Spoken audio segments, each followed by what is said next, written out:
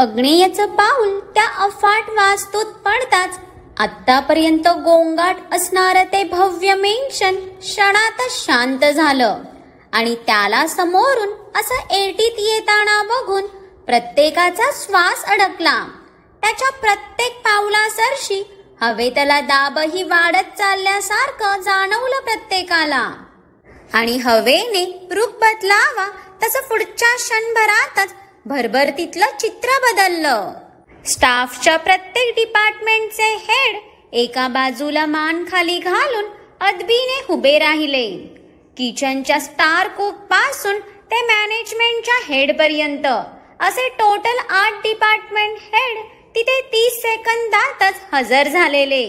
आणि का होणार नाही ना, कारण वाघ जेव्हा त्याच्या राज्यात परत येतो तेव्हा बाकी प्राण्यांचा खोटा मिजाज क्षणातच उतरून जातो. त्याला बघून कुटुंबातले बाकी सदस्य तर जागेवरच चिकटल्यासारखे स्टीप झालेले, कारण कोणालाच त्याचं असं अचानक येणं अपेक्षित नव्हतं. आरव तर त्याच्या भाईचा घरातला प्रेझेन्स बघून नेहमी सारखा भारावून गेलेला.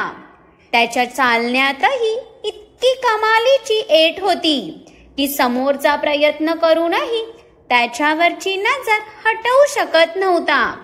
त्याच्या येण्याने त्या सृष्टीमध्येही एक वेगळंच तेज पसरलेलं, असं तेज ज्याने ते अग्निहोत्री मेन्शन पूर्ण उजळून निघालं होतं. साक्षात त्या सूर्यदेवाकडून आगीचा किरण घेऊनच जन्माला आलेला तो अग्नी. त्याला समोरून येताना बघून सुवर्णाचे अश्रू ओथंबलेच. आज पूर्ण 8 दिवसांनी ती तिच्या या तापट मुलाला बघत होती. मग त्या आईची माया उफाळणारच होती ना. अग्नेयची नजरही फक्त त्याच्या आईवरच स्थिरावलेली. त्या व्हीलचेअरवर बसलेली तिची ती सुंदर मूर्ती बघून त्याचं भडकलेलं मन थोडं का होईना शांत झालं. पण त्याला बघून सुवर्णाला राहावलंच गेलं नाही. ती नर्सच्या आधीच स्वतःच तिची व्हीलचेअर ढकलत पुढे जायला निघालीच होती की ते बघून अग्नेय थोडं रागात आणि घाईतच पुढे आला आणि त्याने पटकन त्याच्या आईची चेअर पकडली. त्याच्या आईने स्वतःहून चेअर ढकललेली त्याला सहनच झालं नाही. आई, त्याने थोडं चिडतच त्याच्या आईकडे पाहिलं, पण तिच्या डोळ्यातून वाहणाऱ्या त्या अखंड धारांनी त्याच्या चेहऱ्यावर जास्त टाइम त्याचा राग टिकूच दिला नाही. आणि क्षणातच त्याच्या कपाळावरच्या आट्या विरळ होत त्याचा चेहरा परत निर्विकार झाला. त्याच्या इमोशन्सला त्याने कधीच कोणासमोर व्यक्त केलं नव्हतं, पण एका आईला आपल्या मुलाचं मन ओळखण्यासाठी त्याच्या चेहऱ्याच्या आरशाची तरी गरज होती का? अग्नी, सुवर्णाने तिच्या गहिवरल्या आवाजात त्याचा व्हीलचेअरवरचा हात हातात घेत त्यावर ओठ टेकवले. तशी ते अग्नेयच्या त्या कठोर हृदयात हलकीशी का असेना कालवाकालव झाली. पण या बेलगाम बादशाला त्याच्या भावनांना दाखवण्याची अनुमती कुठे होती? इमोशन्स माणसाची कमजोरी असते, या स्पष्ट मताचा होता तो. आई, now stop crying. I don't want even a single drop in your eyes. Agneya खाली झुकत एका गुडघ्यावर बसला आणि त्याने त्याच्या आईचे डोळे पुसले. भावना लपवत जरी असला तरी फिलिंग्स तर त्यालाही होत्याच ना. पण जो पूर्ण जगाला स्वतःसमोर झुकवत होता त्याला कोणासमोर असं गुडघ्यावर आलेलं बघून तिथे आता त्याचे गार्ड किंवा ऑफिस स्टाफ असता तर त्यांना तर आश्चर्याने फीटच आली असती. कारण हा दगड तर कधी देवासमोरही झुकणं तर लांब, तर त्यांना एक नजर साधं बघतही नव्हता. पूर्ण नास्तिक होता तो. त्याच्या जगातला तोच देव होता, पण फक्त स्वतःच्या आईसमोर आत्तापर्यंत झुकलेला तो. आणि अग्नेयची ही बाजू फक्त या 4 भिंतींना आणि या घरातल्या सजीव व्यक्तींसोबत निर्जीव वस्तूंना माहीत होती. त्या दोघांना एका फ्रेम मध्ये बघून आरवचे डोळेही भरून आले. एका कोपऱ्यात उभा राहून स्वतःचे डोळे पुसत लपून लपून त्याचे अश्रू अडवत होतं ते लेकरू. अग्नेयला बघून त्याचे आजी आजोबा आणि मोठ्या काकींच्याही चेहऱ्यावर आनंद पसरला, पण बाकीच्यांच्या चेहऱ्यावरचे रंग मात्र उडाले होते. ते बघून रॉकीला मात्र हसू येत होतं. तो नव्हता तर पिसाटलेल्या वळूसारखे सगळे बेभान सुटलेले. त्याच्या अनुपस्थित अगदी मोकळं रान होतं त्यांच्यासाठी. पण आज तो आलेला बघून त्यांना तर आपलं कुठलं पितळ उघडं पडतं की काय याची मनोमन भीती दाटून आलेली. अग्नेय भलेही इथे नसला तरी त्याची नजर घरातल्या प्रत्येक व्यक्तीवर अगदी बारकाईने असायची आणि हे सर्व ते जाणून होते. तरी का माती खायचे काय माहीत. कदाचित जोपर्यंत अग्नेय त्यांच्यावर डाफरत नाही तोपर्यंत त्यांना फुकटचं खाल्लेलं पचत नसेल. अग्नी, तू तू सुवर्णा त्याचा हात पकडून परत काही बोलणार. तोच, I just relax, me fresh होऊन आलो, तोपर्यंत डिनर अरेंज झाला पाहिजे. अग्नेयने त्याच्या त्या मॅग्नेटिक आवाजात त्याच्या आईला बोलून तो उठलाच होता की त्याची पहिली नजर ती व्हीलचेअर पकडून उभ्या असणाऱ्या त्या नर्सवर गेली. तसा क्षणातच त्या नर्सचा घसा सुकला.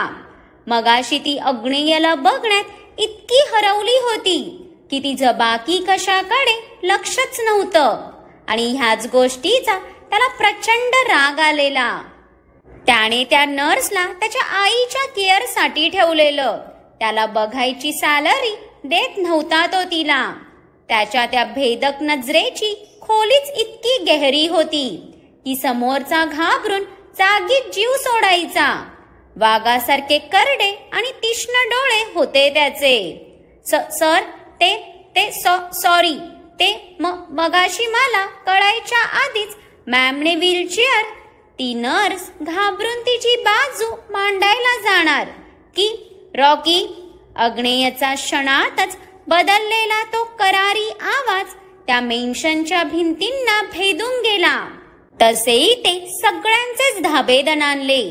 कारण आता पुढे काय होणार हे तिथं उपस्थित सर्वांनाच माहीत होतं. आरव आणि आजीने तर कपाळावर हातच मारून घेतला. या सनकीसमोर क्षुल्लक चुका करणं म्हणजेच खूप मोठा गुन्हा होता. येस बॉस, रॉकीने पुढे येत त्याच्या समोर मान डोलवली. अग्नेय आता बाकी कोणाकडे एक नजरही न बघता तडक तिथून लिफ्टकडे निघून गेला. तसा आत्तापर्यंत सगळ्यांनी अडवून ठेवलेला त्यांचा श्वास झटक्यातच मोकळा केला. अजून थोडा वेळ जरी तो इथे थांबला असता तर श्वास गुदमरून सगळेच गपगार झाले असते. Sir please. नर्स आता रडायलाच आलेली. कारण आपल्या नयनसुखच्या नादात आपली नोकरी गेलीये हे तिला कळून चुकलेलं. आणि जर तिला अग्नेयकडून फायर केलं गेलं म्हणजे आता तर तिला कुठेच नोकरी मिळणार नव्हती. त्यामुळे तिचं करिअर तर आता संपल्यात जमा होतं. ती अजूनही आशेने रॉकीकडे बघतच होती की ओ मिस रीना, अहो तुम्ही ज्या माणसाकडे इतक्या प्रेमाने बघताय ना तो तुमच्यासाठी काहीच करू शकत नाही. जर भाईचं मन दगड आहे तरी ह्या त्याच्या परमपूज्य भक्ताच्या मनात तर त्याहून मोठे मोठे धोंडे भरले. एक वेळ तो दगडाचा देव पागळेल पण हा निष्ठुर माणूस कदापि नाही. आरवने त्या नर्सची परिस्थिती समजून रॉकीवर रागात तंज कसला. तसं रॉकीचं तोंडच पडलं. म्हणजे हसत हसत अपमान कसा करायचा कोणी या नवाबकडून शिका. बॉसने कमांड दिली म्हणजे आता माझ्या हातात काहीच नाही आहे. अशा काहीशा आविर्भावात त्याने एवढूसं तोंड करून आरवकडे बघितलं. जणू मी किती मजबूर आहे असे भाव होते त्याचे. रॉकी दादा, हे असं केविलवानं तोंड करून माझ्याकडे बघू नकोस. तू किती गुणाचा आहेस मला चांगलंच माहीत आहे. आरवला त्याचं ते काळ्या द्राक्षासारखं फुगलेलं तोंड बघून हसूच आलं. बिचारा खरंच मजबूर होता. त्याच्यासाठी अग्नेयचा शब्द म्हणजे काळ्या दगडावरची पांढरी रेघ होती. बाबा, तुम्हालाही माहीत आहे माझ्यासाठी सगळ्यात वर बॉसचा ऑर्डर आहे, बाकी काही नाही. रॉकीचा तो प्रामाणिकपणा बघून आरवला त्याचा हेवाच वाटला. त्याच्या भाईसाठी त्याच्या आधीही जर कोणी जीव द्यायला तयार असेल तर तो फक्त रॉकी होता. अग्नेयचा प्रत्येक ऑर्डर त्याच्यासाठी देवाच्या परडीतून पडलेलं अमूल्य फूल होतं. अरे बाबा, तुझा बॉस काय पितामह भीष्म नाही जे त्याचा प्रत्येक शब्द शेवटचा असेल. कधीतरी समोरच्याची मनस्थिती समजून घेत जा. आता माझा भाई आहेच इतका हँडसम की इथे माझीच त्याच्यावरची नजर हटत नव्हती. मग मिस रीना तर मुलगी आहे, त्याला बघून हरवणं साहजिकच होतं. आरव असा काय कॅज्युअली बोलून गेला की हे सर्व तर किती नॉर्मल आहे. पण त्याचं ऐकून इथे बाकीच्यांच्या भुवया वर झाल्या ना. त्या बिचाऱ्या रीनाचा तर जीव आता जायच्या मार्गावर पोहोचलेला. त्याने अगदी अचूक ओळखलेलं. आरव सर, ते तसं नाही. Ma'am please. रीना आपली चोरी पकडली बघून तिला ओशाळूनच आलं. रीना, डोंट वरी, मी बोलेन अग्नीशी. तू जाऊन जरा फ्रेश होऊन ये. आणि हेमंत, डिनर अरेंज करा. अग्नी जे खातो ते पटकन रेडी करा. सुवर्ण बसल्या जागूनच रीनाला समजावून त्यांच्यापासून काही अंतरावर हात बांधून अदबीने उभ्या असणाऱ्या त्यांच्या मास्टर शेफला ऑर्डर देतात. तसा तो तर लगेच किचनकडे वळतो. पण मॅम, रॉकी सुवर्णाला अग्नीचा राग जाणून काही समजवायला जाणार. रॉकी, मी बोलली ना, मी बोलेन अग्नीशी. तसंही मगाशी माझी चूक होती. मग त्या बिचारीचं का नुकसान करायचं. सुवर्णाच्या शब्दापुढे आता रॉकीही काहीच बोलू शकत नसल्यामुळे तो मान झुकवून जायला वळाला. रॉकी दादा, अरे डिनर रेडी आहे. आलाच आहेस तर करून जा. आरवने त्याला मधातच अडवलं. पण त्याच्या या वाक्यावर आत्या आणि मोठ्या काकांची तोंड वाकडी झाली. रॉकी अग्नेयसाठी कितीही खास असला तरी त्यांच्या नजरेत होता तर तो एक नोकरच ना. आरवचं बोलणं ऐकून सुवर्णाला आपले संस्कार सार्थकी झाल्यासारखे वाटले. आरवच्या त्या आपुलकीच्या शब्दांनीच इथे रॉकीला भरून आलं. तो वयाने लहान असला तरी त्याचं मन मात्र खूप मोठं होतं.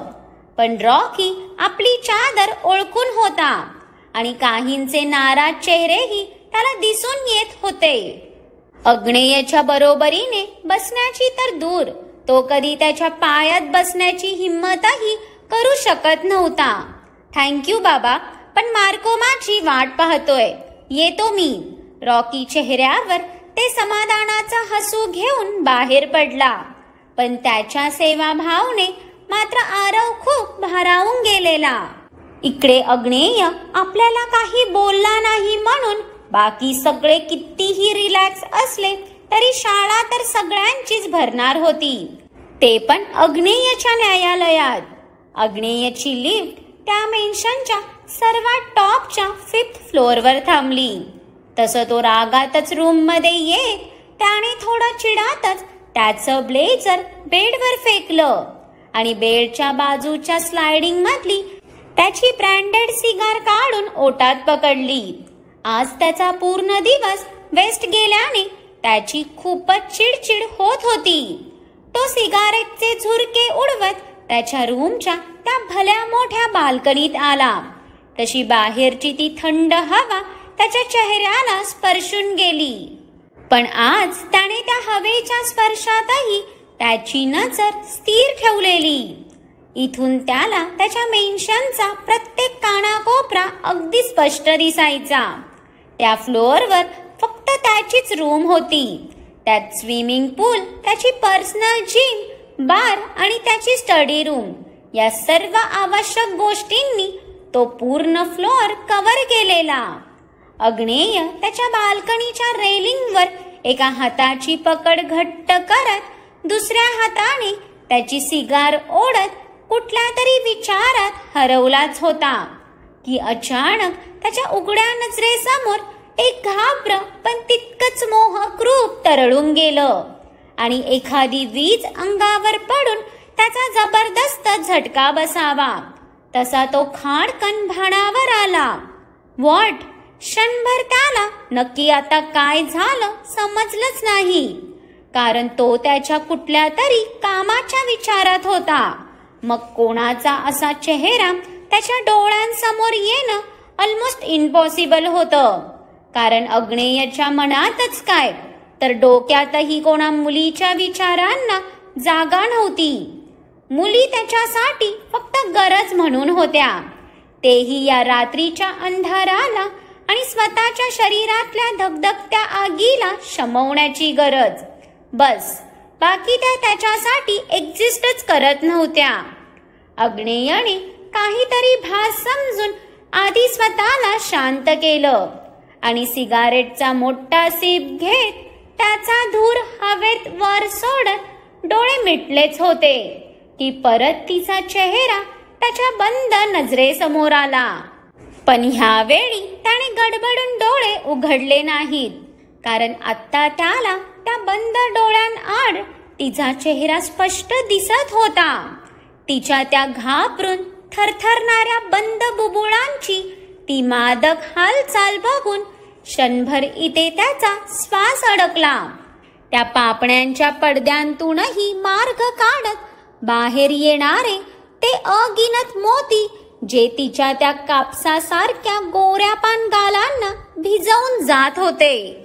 रडल्यामुळे लाल झालेलं ते नाकाचं अणुकुचीदार छोटंसं टोक आणि भीतीने थरथरणारे तिचे ते मदाळ ओठ बघून इथे त्याच्याही नकळत त्याच्या हृदयाचा ठोका चुकला नसेल तर नवलच.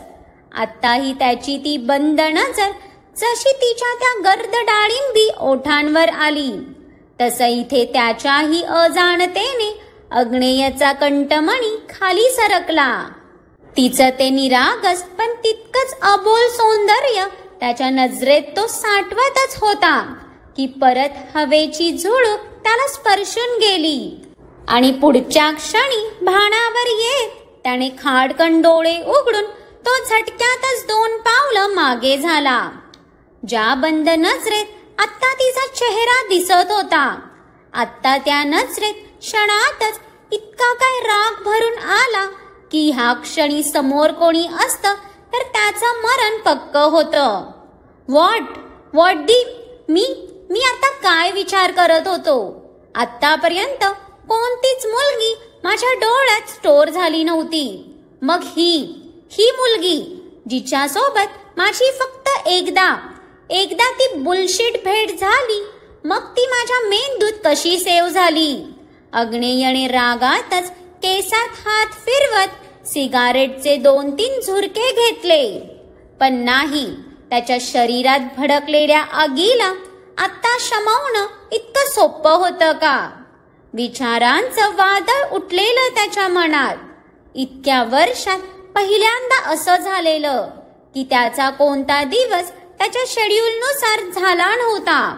त्यात कोण कुठली मुलगी कधी नव्हे ते त्याच्या मेंदूपर्यंत पोहोचलेली नाही, तर आतापर्यंत तो इतक्या मुलींबरोबर रात्री रंगवूनही त्याला एकीचाही चेहरा लक्षात नव्हता.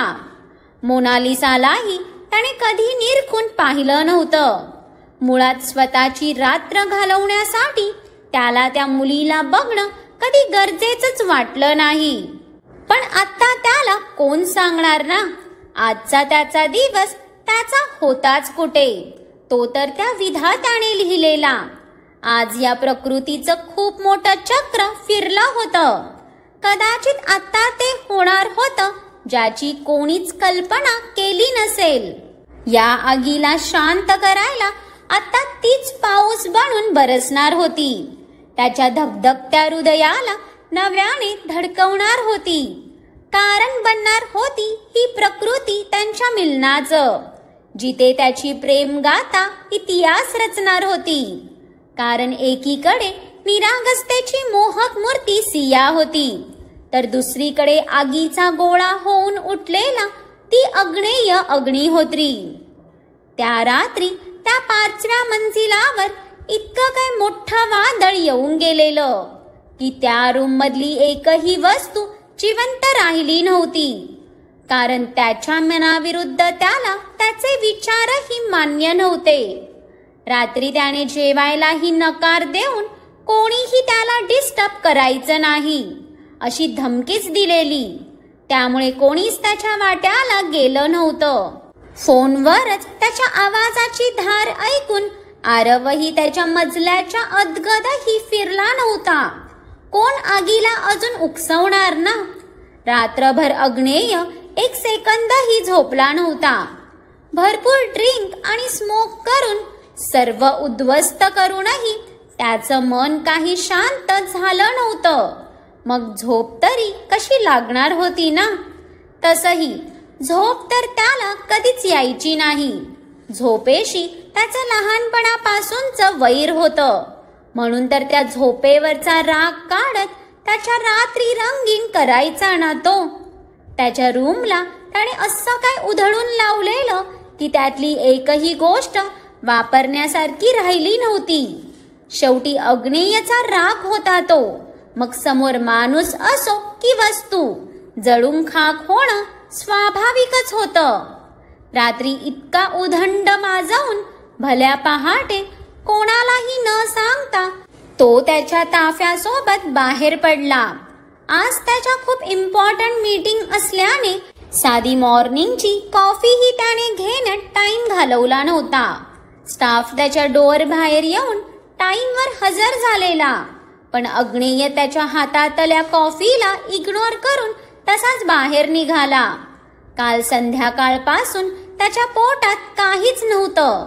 त्यात भरमसाठ ड्रिंक करूनही रात्री सेकंदभरही झोपला नसल्याने आत्ता त्याचं डोकं ठणकायला लागलेलं.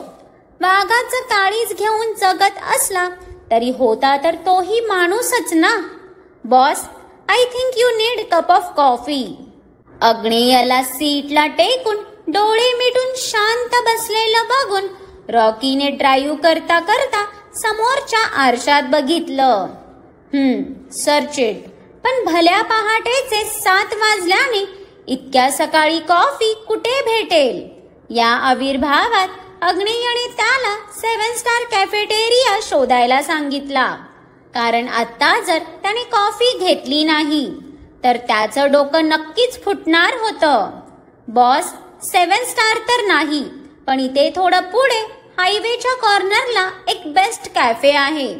तिकडची कॉफी खूप फेमस आहे. रॉकी ड्राईव्ह करता करताच पटकन त्याच्या मोबाईलवर सर्च करून सांगतो. पण हे सांगतानाही त्याची स्वतःचीच मिठारभर फाटली होती. कारण अग्नेयचा कॉफीचाही एक फिक्स ब्रँड होता आणि त्याची कॉफी बनवायला ऑफिसमध्येही त्याचा रॉयल शेफ होता, जो फक्त त्याच्यासाठी कुक करायचा. काय बाई, मोठ्या लोकांचे थाट म्हणायचे ना. आमच्या इथे कॉफी म्हटलं तर 2 रुपयांचं कॉफीचं पॅकेट घेऊन आम्हीच रॉयल कॉफी बनवतो. जिभेचे नसते चोचले कोण पुरवणार ना. फाईन. आत्ता त्याला कॉफीची गरज असल्याने अग्नेय जास्त काही बोलला नाही.